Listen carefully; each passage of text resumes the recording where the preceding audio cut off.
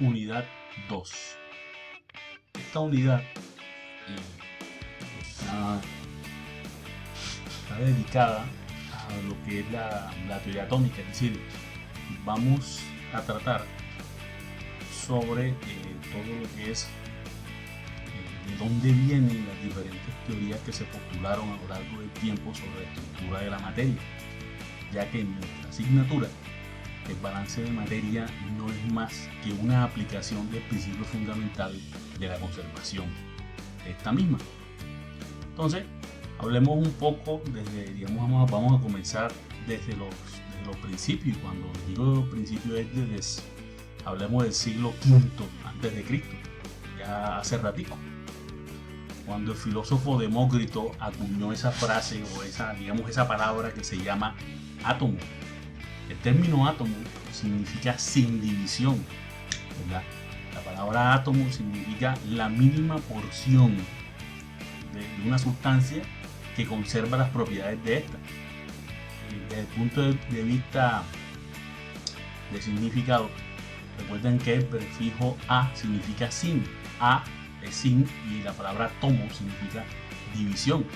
Átomo significa sin división. Obviamente en estos tiempos, pues Demócrito, en el mundo de las ideas, él pensaba que la materia estaba constituida por pequeñas partículas indivisibles que tenían las propiedades de la materia. Entonces, bueno, desde el punto de vista del mundo de las ideas, pues un punto de partida. Aunque, digamos, otros filósofos como Platón y Aristóteles, pues no lo veían de esa manera, pues digamos que fue uno de los primeros que acuñó este término. Con el paso del tiempo, estas ideas fueron tomadas por John Dalton, quien postuló, ¿verdad?, la hipótesis sobre la naturaleza de la materia. Ya aquí estamos hablando del año 1808. Entonces, esas hipótesis sobre la naturaleza de la materia están resumidas de la siguiente manera. Digamos, decía Dalton, los elementos están constituidos por partículas diminutas llamadas átomos. Digamos, eso ahí él estaba en concordancia con lo que venía diciendo ya Demócrito muchos siglos atrás. Decía que todos los elementos de un mismo, o sea, todos los átomos de un mismo elemento son idénticos. Hay una pequeña error de tipeo. Todos los átomos de un mismo elemento son idénticos. Los átomos de un elemento dado son diferentes a los de otro elemento, y los átomos de un elemento se pueden combinar con los del otro elemento para formar compuestos. En cualquier compuesto, la relación del número de átomos entre dos elementos presentes siempre es un número entero o una fracción sencilla. Y por último, la reacción química incluye solo separación, combinación, reordenamiento de los átomos que nunca se crean y se destruyen. Entonces, estos postulados, pues ya varios, por lo menos la mitad, ya viene en concordancia con lo que decía Demócrito, que los átomos eran como pequeñas bolitas de cristal compactas. Pero de Dalton pues ya empieza a introducir términos o postulados como los átomos de un elemento se pueden combinar con el otro elemento para formar compuestos. Esto ya, digamos, es algo nuevo, y esa relación o la relación de combinación es lo que nosotros llamaremos ya mucho tiempo después la relación estequiométrica, que es un concepto muy importante, digamos, en esta asignatura. Entonces ya Dalton introduce lo que es la relación estequiométrica, es decir, las relaciones en las cuales se combinan esos elementos. Esos elementos son fijas o son fracciones sencillas. Y introduce también lo de las reacciones químicas, ¿ya? Lo que son las reacciones químicas, si miramos aquí, pues los átomos del elemento X con los átomos del elemento Y, pues forman un compuesto, y esos compuestos, por ejemplo, aquí la relación entre X e Y es 2:1, ¿verdad? Por cada molécula tenemos dos átomos de X y un solo átomo de Y. Entonces, las teorías de Dalton fueron lo que dio paso a lo que es la química moderna. Aunque antes de Dalton, de esta parte, pues no se llamaba química, sino alquimia.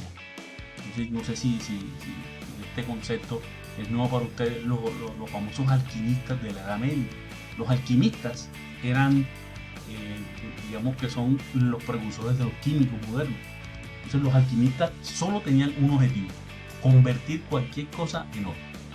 Entonces, aunque nunca lo lograron, ¿verdad?, sí sentaron las bases de lo que es la química moderna, porque los alquimistas, aunque no lograron convertir metales baratos en oro, ellos lo que hacían era apuntar, es decir, ellos lo que hacían era, bueno, si yo combino un metal A con un líquido B, no lo convierto en oro, pero obtengo esto. Y ellos, todo el trabajo que hicieron, o sea, todo el esfuerzo que hicieron tratando de convertir cualquier cosa en oro, pues también fue muy útil, porque ellos decían, bueno, yo mezclo esto con esto y esto, y no sale oro, pero sí sale otra cosa que tiene estas características. Es decir, ellos, aunque no lograron su objetivo, pero sí descubrieron muchas cosas, como descubrieron el mercurio, el azufre, el antimonio.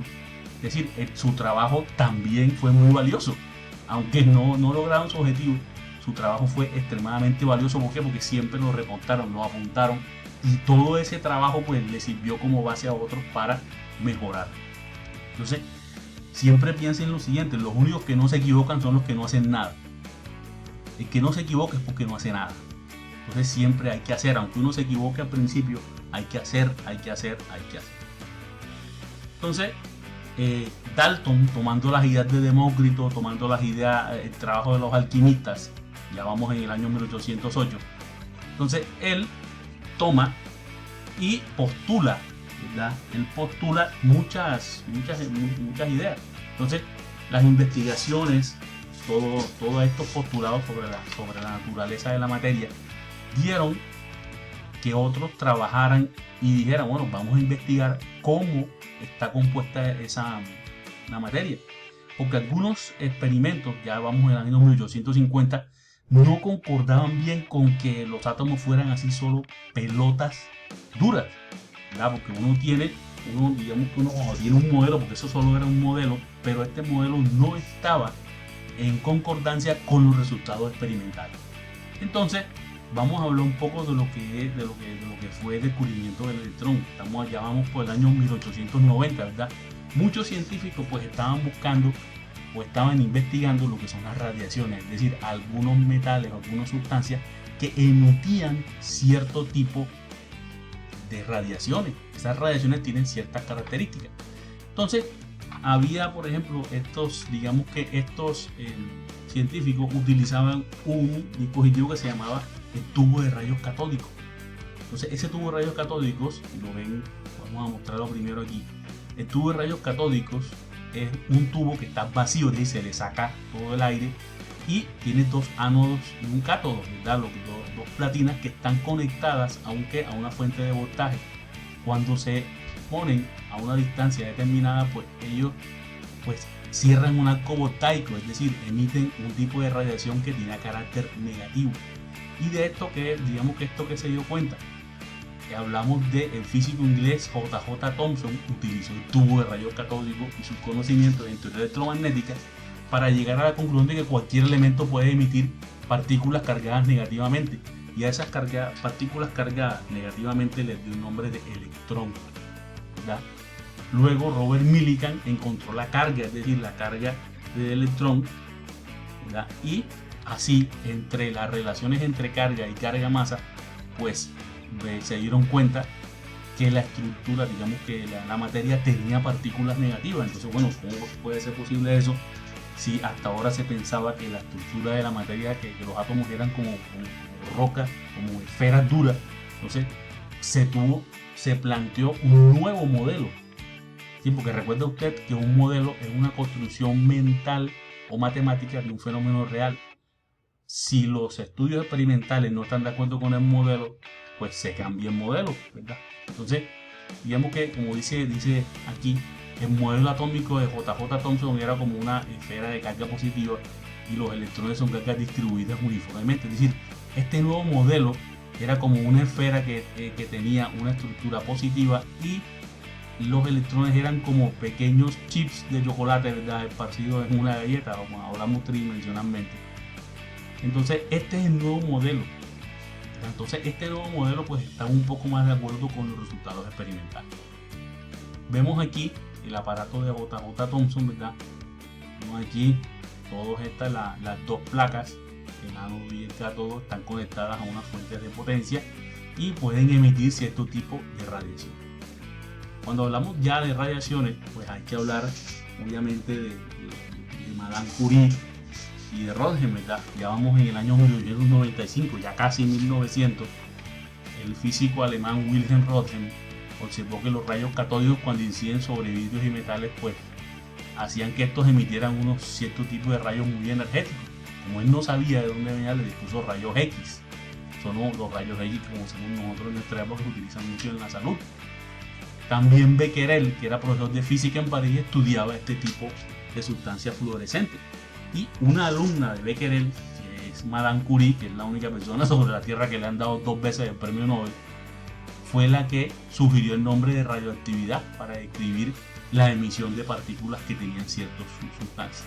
Entonces, eran algunas sustancias que emitían partículas cargadas positivamente, algunas negativamente, y también algunos sin carga. ¿Sí?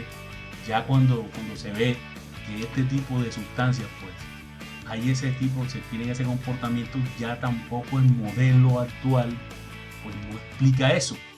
Entonces hay que ver para ver si se postula un nuevo modelo. Aquí es cuando aparece un señor llamado Ernest Rutherford, que también estudiaba las radiaciones, por ejemplo, radiaciones alfa, y dice, bueno, vamos a hacer un experimento para ver si el modelo actual, que ojo, que el modelo hasta ese momento era el de pastel de pasas, que se le dice, o míralo como una galleta con chile de chocolate. Él organizó un experimento, el famoso experimento de Rutherford. Entonces vamos a describir ese experimento. ¿Sí? El experimento de Rutherford tiene una fuente radioactiva, ¿verdad? Esa fuente radioactiva pues emitía radiación positiva alfa en todas las direcciones, pero con una pantalla de plomo pues es lo que hace es polarizar, es decir, que solo vaya en una dirección. Para que incida ¿qué? Sobre una lámina metálica. ¿De qué estaba hecha esa lámina metálica? De oro. Recuerda que el oro es un metal que es muy maleable. Imagínate que esa lámina es como un papel aluminio, pero hecho de oro, pero mucho más delgado. El oro, por sus propiedades, puede hacer láminas mucho más delgadas que el aluminio. Se dice más o menos que los cálculos que hacía él era que la lámina tenía unos 1000 átomos de grosor. Imagínense, bastante delgada. Entonces, cuando uno hace un experimento, uno primero tiene una hipótesis. Entonces, la hipótesis era la siguiente: si los átomos de oro eran como el modelo de Rutherford, digamos, el de JJ Thomson, es decir, hombre, que eran una masa, una especie de matriz positiva con pequeñas cargas negativas, los rayos alfa, que son positivos, pues atravesarían completamente. Y aquí atrás hay una pantalla fluorescente de cada rayo que incidía, pues emitía un destello. Entonces, obviamente, el 100% de las partículas alfa pues tenían que atravesarla sin problema. Esa era la hipótesis. Después de hacer el experimento, Rutherford se dio cuenta de lo siguiente: el 99.9% de las radiaciones atravesaban, pero había un 0.1% que hacían dos cosas. Unas se desviaban y otras directamente rebotaban en la misma dirección. Y dice, bueno, ¿qué pasa aquí? Las radiaciones alfa tenían carácter positivo. Entonces, algo que también tenía carácter positivo estaba dentro del átomo, porque una parte se desviaba y otra parte directamente rebotaba en la misma dirección. Entonces, ya el modelo, ¿ves? Este modelo de átomo ya no encajaba en los resultados que obtenía Rutherford. Entonces había que plantear un nuevo modelo. Entonces, ¿qué conclusiones sacó Rutherford del experimento? Primero, la masa del átomo se concentra en el núcleo, pues las partículas alfa son repelidas cuando llegan contra algo sólido que constituye un núcleo del átomo. Entonces tiene que haber algo sólido ahí que repelir el átomo. El núcleo del átomo debe ser de carga positiva, ya que algunas partículas son desviadas. Y la mayoría del átomo es espacio vacío, es decir, si el 99.9% de las radiaciones pasan, era porque había mucho espacio entre el núcleo y los electrones.